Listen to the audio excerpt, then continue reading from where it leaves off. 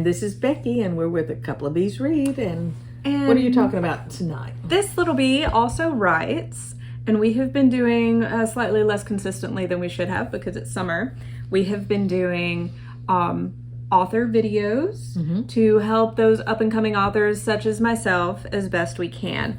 So by the time this video posts, it will be last weekend when this happened, but I'm going to be pitching my novel to agents at an upcoming writers conference. And I know on these videos before I've spoken about the importance of being involved, of going to writers conferences if that's something you can do. There are several writers conferences, which I'll leave a link down below to some of the ones I've gone to, where they are online, so they are cheaper. You're not having to pay for a hotel or anything. They're online, and you're able to pitch to agents. And since they're online, they usually have more agents. Right. So it's something I seriously recommend that you do. It's how I found my agent, and hopefully how I'm going to find my next agent, but we're not talking about that right now.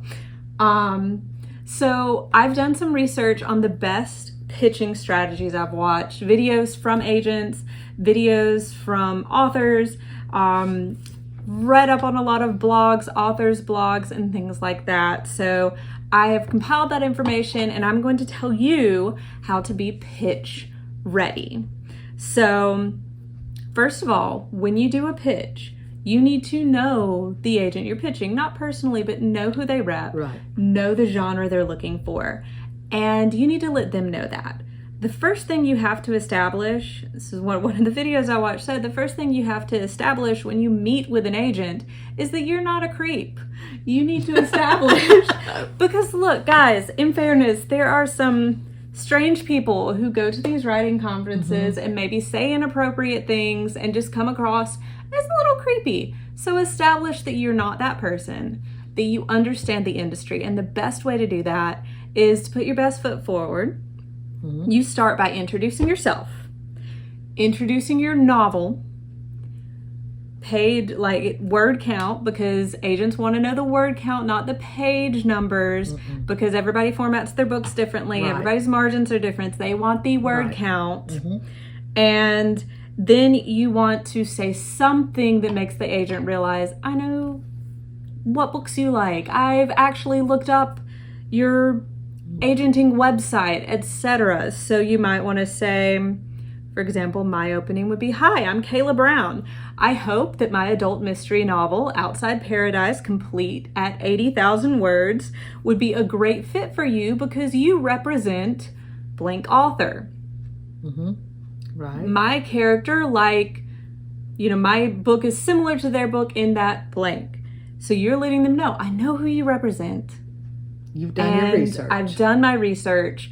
I'm not a creep because I know how this business works. And then close out with, Outside Paradise would sit nicely on a shelf next to 2 comp titles at least. They don't have to be comp titles that the agent represents. They can be, if you've done your research, they may be comp titles that the agent has put on their manuscript wish list. I'm looking for the next this. I'm looking for the next Verity. I'm looking for the next whatever book they may or may not be looking for. So once you do that, you've let them know, and you should be able to see in their reaction, okay, I'm dealing with a professional. You've let them know you're not a creep. You've let them know that you understand publishing, that you understand what they're looking for, genre, and word count, and that your book is similar. Next, you want to hook them, and I'm gonna make a video next week about the best way to write a query, but a little preview of that. Basically, the rest of your pitch is your query. And Barbara Peel wrote a fantastic book answering the questions of publishing. She's an agent. She wrote a book about it, and what she says you need is a hook, your book, and your cook. So you start out giving a hook for your novel. Something that's going to make the agent say, that is more interesting than the million pitches I've heard today. Then you tell about the book. It is a short blurb, and guys, it should be character focused.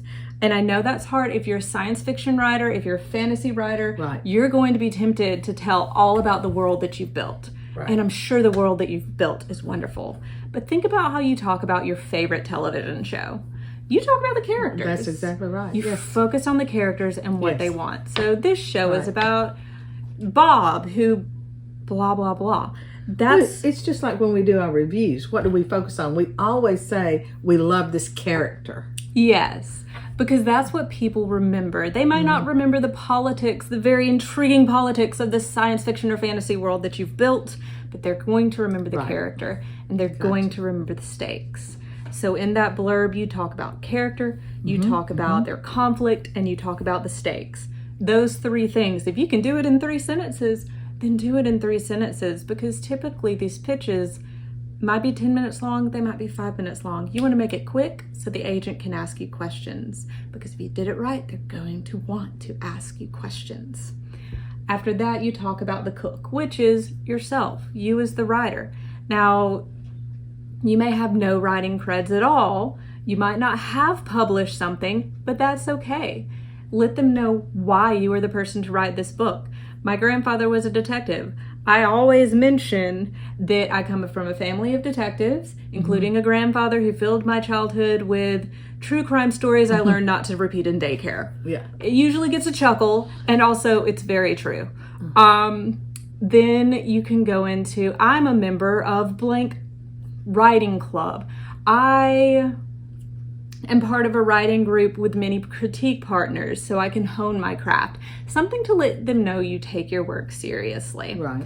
That's And good. That's real good. When Yes. you're done, you can basically say, okay, how's that? And they will ask questions and hopefully request a full or 5 pages or 50 pages, whatever they hopefully request. You may also have an agent who says, that really doesn't interest me at this time. If that happens, don't argue with them. Don't say, but you rep Colleen Hoover and my books are just as good as hers. Don't do that. No. What you want to say instead is, if there's time, say, thank you for your feedback. Is there anything I can do to improve my pitch? Because that's going to give them the opportunity, because maybe it is something with your pitch. More than likely, if you follow the instructions I've given here, it's just something to do with what they have in their catalog.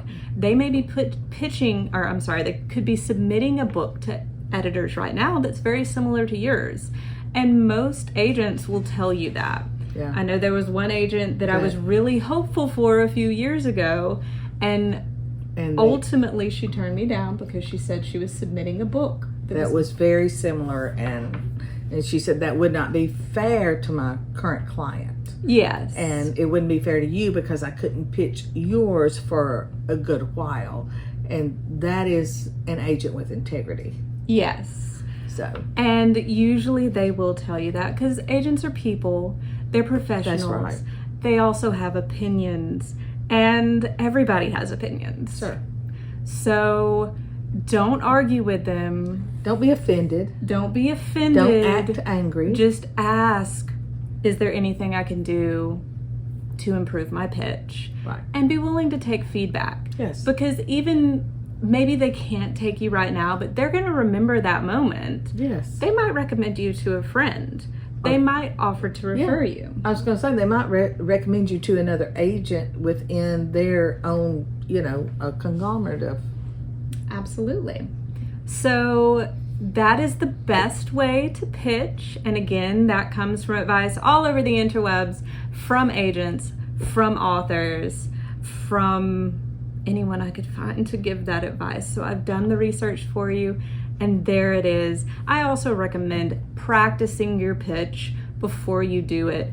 I know it sounds silly, but if you don't have a mother-in-law to practice your pitch to, go stand in front of the mirror and practice your pitch. I'm not saying you have to memorize it. Agents are going to understand you're nervous. They're probably nervous too, because they're looking for the next great writer. That's right. So you familiarize yourself with what you have so that you can look down if you need to, but also look up and make eye contact.